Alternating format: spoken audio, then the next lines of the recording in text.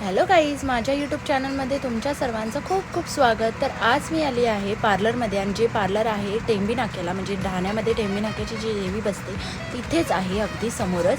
आणि सलोनचं नाव आहे glossy family salon. त्यांचं इंस्टाग्रामला पेज आहे, ते मी त्यांचं जे पेजचं आय डी आहे ते मी डिस्क्रिप्शनमध्ये मेन्शन करते. जर तुम्ही ठाण्यामध्ये किंवा नियरबाय राहत असाल तर इथे नक्की व्हिजिट करा. आणि खूप छान छान ऑफर्समध्ये त्यांनी लावलेलं. मी आधी आली होती स्पा करायला, पण माझा डिसिजन चेंज झाला आणि माझ्यावर आले आहेत माझे हस्बंड आणि मुलगीसुद्धा, कारण घरी सांभाळायला तिला कोणच नव्हतं. त्यामुळे तिला घेऊन इथे येणं मॅन्डेटरी होतं.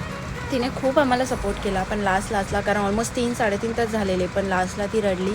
त्यामुळे मग तिला मी पार्लरमध्ये झोपवून दिलेलं. आणि माझ्या केसांची लेंथ तर आता खूप कमी झाली, कारण आधी आफ्टर प्रेग्नन्सी माझे केस खूप छान वाढलेले आणि सर्वांना असं दिसत होतं की खूप छान वाढले, तुझे केस वाढले आहेत, कापू नको.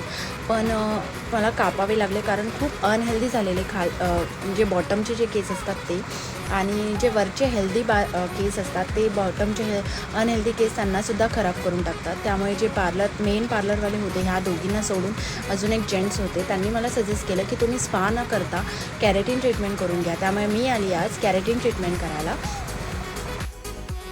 आपण सर्वांनी कॅरेटीन ट्रीटमेंट ऐकलीच आहे आणि मोस्ट ऑफ जणांनी करूनसुद्धा ट्राय केलं असेल, पण मी फर्स्ट टाईम करते, त्यामुळे जस्ट मी एक्सप्लेन करते की थोडंसं त्याबद्दल एक्सप्लेन करते. आपले जे राठ, वृक्ष आणि ड्राय आणि फ्रीझी केस असतात त्यांना मऊ, सॉफ्ट आणि थोडं शायनी आणि स्ट्रेट करण्यासाठी कॅरेटीन ट्रीटमेंट केली जाते.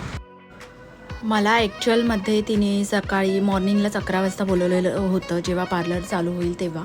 पण मला काही म्हणजे फॅमिलीमध्ये थोडंसं एमर्जन्सी आली आणि त्याच्यामुळे राहुलच्या मम्मीला म्हणजे आईला त्याच्या बरं नाही आहे, तर ते थोडं एमर्जन्सी हॉस्पिटलला वगैरे जावं लागलं. तर त्याच्यामुळे मग मी ऑलमोस्ट 2च्या दरम्यान मी आय गेस गेली होती आणि माझी पूर्ण ट्रीटमेंट करून मला तिकडून पार्लरमधून निघायला 5 वाजले.